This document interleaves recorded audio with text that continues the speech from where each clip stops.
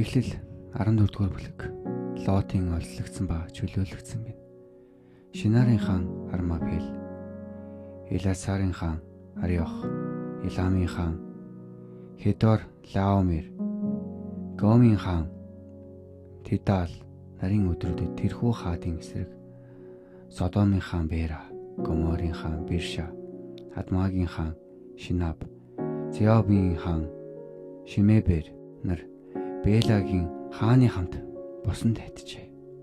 Тэд бүгд Сидимийн хүндий буюу Давс тэнгист цугларцгаав.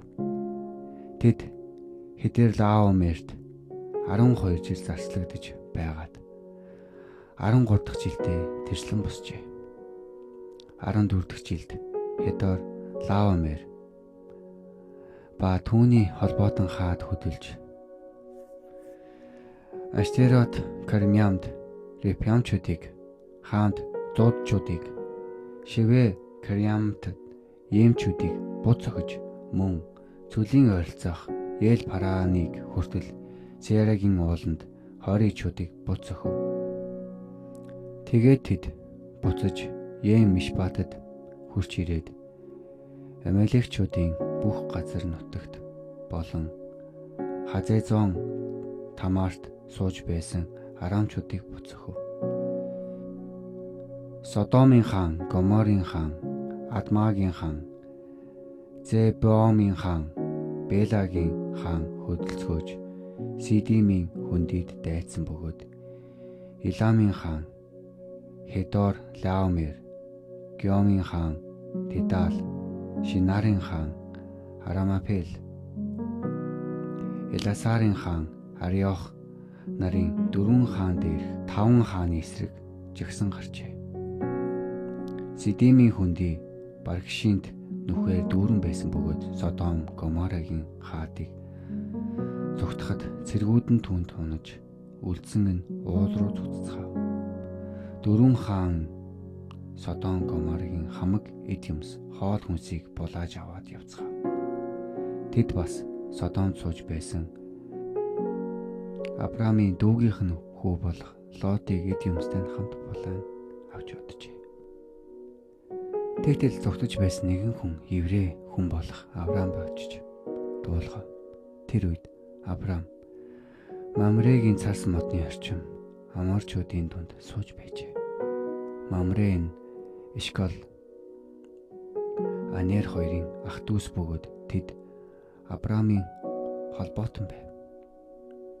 Тэгээд Авраам ач дүүгээ олзлогдсныг сонсоод гертэн төрж бэлтгэгдсэн 318 хүнийг өдөртөж даан хүртэл нэхэн хөөжээ. Авраам болон зарц нар нь шүн дүлээр тэдний эсрэг хуваагдж тэднийг буц зохиод Дамаскийн зүүн талдах Хабо хүртэл элдэн хөөж булаагдсан эд юмсыг бүхнийг бас ач дүү Лот болон түүний эд юмс эмэгтэйчүүд ардууд бүгдийг нь эргүүлэн авчирчээ. Авраамыг Мелхизедек хаан ерөв. Хедор Лаомерийг хамсаатан хаадтай нь буц зохиод Авраамыг буцаж ирэхэд Содомын хаан Шевегийн хүндийд түүнийг угтахаар хурж ирэв. Салемын хаан Мелхизедек талах дарс аваад гарч иржээ. Тэрээр хамгийн дэд бүхний тахилж байв. Авраамыг өрөөж хэлэхдээ Тэнгэр газрын эзэн хамгийн дээд бурхан Авраамыг өрөөх болтугай. Та нарын дайсныг гарт чин тушаасан хамгийн дээд бурхан магтагдах болтугай гэв. Авраам түүнд бүх юмсаас 11-ийг өгчээ. Содомын хаан Авраамд хүмүүсийг надад өг. Эд хөрөнгийг нь чи өөртөө ав гэсэнд Авраам Содомын хаанд би гараа өргөн Тэнгэр газрын эзэн хамгийн дээд бурхан эзэнд чинийх гэгдэх юмсаас ширхэг утас шааханы уяач бай юу ч авахгүй гэж тангарсан юм. Би Авраамыг баян болгосон гэж чи хэлэх үе. Гагцхүү энэ залуусын эзэн зүйл болон надтай цуг яваа.